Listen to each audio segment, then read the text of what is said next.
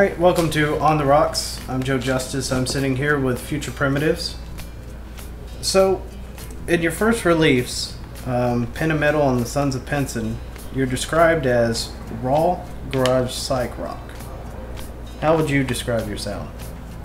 I would say that it's probably garage, definitely, with power pop influence and psychedelic influence. Most of the music we make is wrapped around those things. A little bit of like gospel influence, I guess, yeah, but for the most part it's psychedelic garage rock. So how did you guys meet? Well, me and him are brothers, and we met him through another friend that was in a band that we used to play in, and through all that, we met him because he was friends with his brother, and me and him have known him pretty much our whole life, so that's pretty much how it happened. It all kind of worked out. So, what would you say would be the one key thing that would describe your music? Like, you have to put into normal everyday terms for someone without hearing it. How would you describe it? Anarchist post-apocalyptic space rock. To put it shortly. Short version. That's the short term. That's the layman's term. Yeah. You don't limit yourself to what genre. Exactly. We're not really conform to any genre. If you watch us play a show and you tell us afterwards that you can't tell us what kind of band we are, then we did a good job in our eyes. You know? Yeah. That's our main point, is to keep a wide variety of different sounds. So, do you guys tour a lot? Do you do a lot of shows? Well, we have done a little bit of touring in the past, but for the most part, this is actually a new setup. So we're still, trying to promote ourselves as this right now. But we have been really promoting lately. Though. So, do you have any crazy stories yet? Crazy stories? Not with this group yet, but us three. We've seen some pretty wild shit happen. I guess. So stuff happened. But, what happened to that show at Speakeasy with that wreck? Was that a different band? Or? this really bad wreck happened outside, and Right before we were basically all of us were the people took off and ran. who had to help the people in the wreck, and it was pretty brutal, and we had to play a show right afterwards, so that was a pretty crazy experience, But Yeah, we had to go play a show. It turned out to be a really good show. Yeah, it turned out to be a really good show, but it was like, very intense before a show, you know what I mean? But So, what are you guys working on currently? Right now we got some shows coming up. We got one August 3rd, Firehouse, and the 18th August we got one at Egan's. We got some other shows that we're trying to work on between then. So on the 5th and the 10th, trying to get in Ball Tree and a place called Eclipse. Eclipse Coffee House? Yeah. I love that place. Yeah, that's right. yeah, that's cool. That's a man. cool venue. And on the 19th we're going to record our demo with Jeffrey Salter from the Banditos. And after that we're going to be on NPR, doing an interview with them on the 29th. I'm not sure when that one's going to air though, but Yeah, you never do know with those. Alright, so where can people find out more about you guys? Where can they find you? Reverb Facebook? Nation. Yeah. For the most part, we have free downloads on Reverb Nation, and you can find any of our music that we have on Facebook. Yes, just- facebook.com/futureprimitives123. Yeah. And then Reverb Nation. Yeah, you can get the Reverb Nation from the Facebook page. Well, thank you guys for coming in. Alright. No problem. Thanks for having us. Yeah, thank you. And we'll be right back with the next band.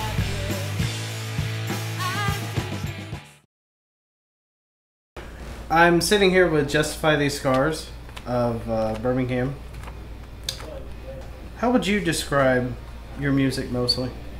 Punk rock. Yeah, mostly just punk? Good old-fashioned punk rock. Well, that and kind of a mix of that and Conway Twitty. Yeah. Good old Conway. Yeah, in Alabama, the supergroup from Muscle Shoals, or where are they from? I don't know. They have 38 Academy Awards or 40 Emmys and a couple of Tony Awards, but I don't know where they're from.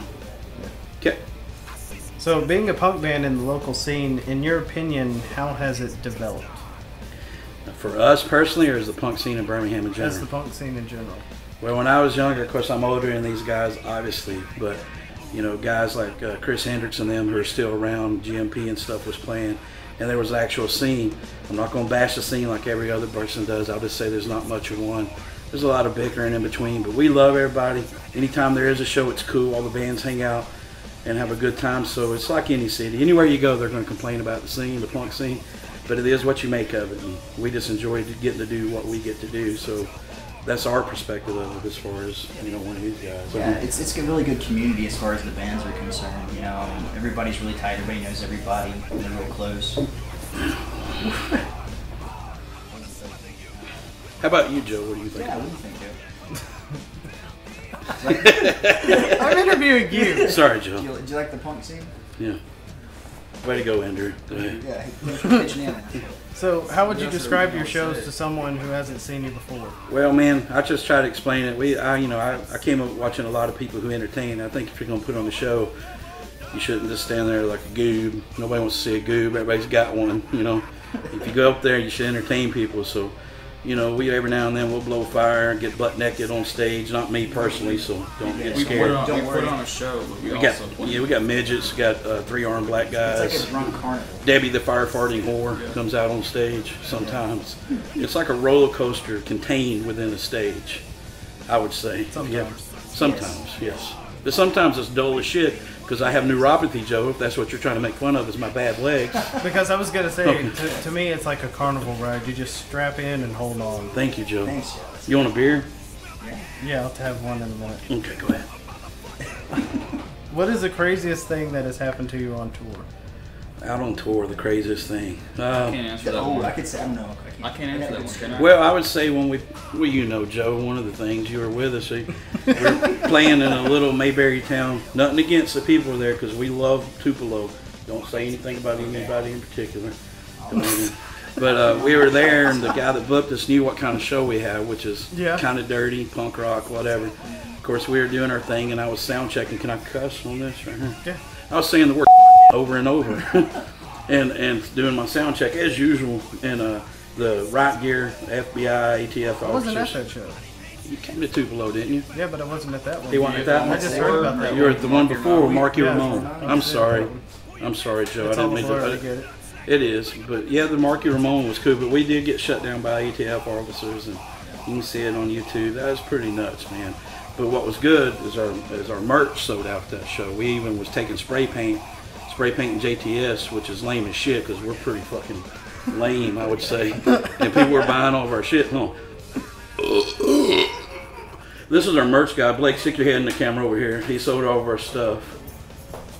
That's good. Okay, get out. Go, quick. Get out. Go. Okay. But that's probably one of the craziest things. I mean, you know, your usual debauchery. So, sorry, Joe. You guys recently did a show with former Misfits singer Michael Graves. Mm-hmm. What other shows do you have in the works currently, and what are you currently working on? Well, we had a show coming up at Sloss Furnace for a paranormal activity thing with something to do, but that all fell through. The girl from California kind of dropped the ball. One of the guys in the other band that y'all did with was in a band called I Was Like 20, and they kind of got let know at the last second too, so that's kind of dropped. But we really don't have anything planned. We're trying to finish a debut CD we're on FIH Records, which is out of Moody, Alabama. Yeah. Outstanding record label. That is the outstanding best record label ever. Right up there, you know. Yes. And high quality. High quality. It's like Geffen. Top notch. It's a Geffen of Moody. It is the Geffen of Moody. Geffen of Moody, yeah. All right. So where can people find out more about your shows or more about your band? Say something, Andrew. You Facebook, look like a Justify dipshit. Scars. Go ahead. I'm sorry. Mhm. Facebook, Justify Scars. Camera's over It's right there, there. buddy. Right there. Talk to the camera. Right Facebook, Justify Scars. You can find us on in any social media. We're even still on MySpace. That's the biggest thing we're doing right now because we're trying to keep that shit alive. We're trying to keep MySpace. We're back on MySpace. We got 8 million fans on MySpace, but it's just nobody talks or nothing. And I just want to also, because my son, this is my little boy, he's 7 years old. So all you asshole haters up there that wants to put up any kind of shit about Frog's this and he's that. Here. There's for you. Don't make fun of me because my son will see it and cry. Eat shit. Thank you. I love you, buddy. Okay. And Frog, you're also the owner and tattoo artist of Frog's Ink House. That's right. I've owned a tattoo shop now. We've been in business for 16 years. We're located in the Moody area. We've been real fortunate to stay in business for a long time while a lot of shops haven't. we get along with and respect every other tattoo shop in the area. And anybody wants to come out and see us, come see us. Be glad to do something for you. We also sell horror movie and music collectibles, do piercings, stuff like that. 17 years, you have been 100%. 16 years. 16 years. Oh yeah, thank you, Joe. We also want to plug our sponsor, Fine Fresh Fiji Water. That's great. It goes down your mouth though, Helps me and drum better. it like makes them drinking drum better, diamonds. and it's good for you. Fiji water from the you, rainforest Fiji. of Fiji. Thank you, Fiji. I'll make up something about it together with the people of Fiji and the Conservation Society. Fiji's the largest lowland. It's good water. Fiji. Thank you, Don. Okay. Anyway, this has been Justify These Scars. We got the next band coming up. Joe Justice, right there on the rocks. Woo! Ric Flair.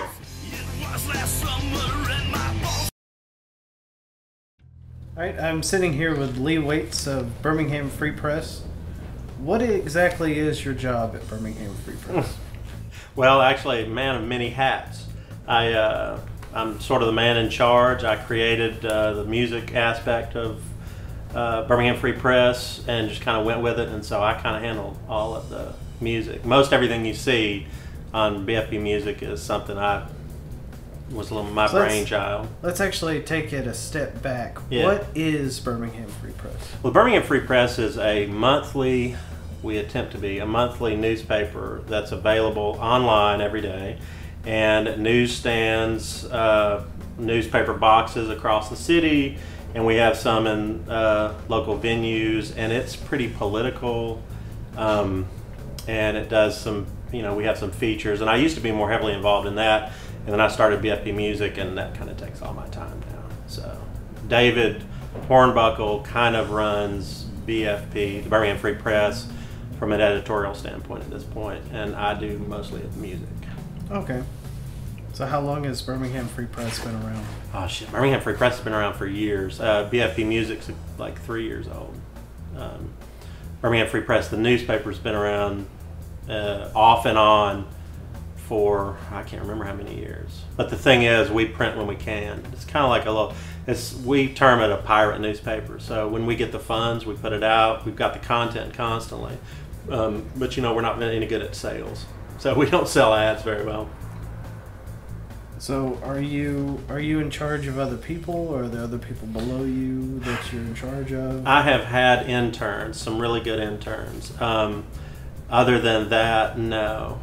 Which is the way I prefer it. It's mostly me. I just like having. I do all, yeah, sort of selfishly so, because it's a creative endeavor for me. I'm not really making any money at it, so I like to keep my hands in all of it and make sure I know where it's going. So what is the process? How do you choose whom you'll work with, like on different projects or different? Well, they come to me. Ever since I started it, what I did was I went to Brent and Steven, my co-publishers, and I was telling them I really wanted to start a music website. And I said, you want me to do it under BFP? And they're like, yeah, that sounds great. So we named it, which I like the name now. BFP Music has kind of grown on me. I had some other names in the beginning, which is kind of a big part of it. But then I started off doing that and just making all of the different networking things and all of the different social interaction stuff that I do. And then the bands just started kind of coming to me, and so I work with them based on who comes to me and who's active with me. It's kind of like self-serve sort of thing. And I know you're active on Facebook, so we do a lot of stuff on Facebook because that's where everything's going on. So definitely. So you more or less concentrate on not only the social issues and the aspects of in Birmingham, but the local music. And how would you say that you have made an impact on local arts and music?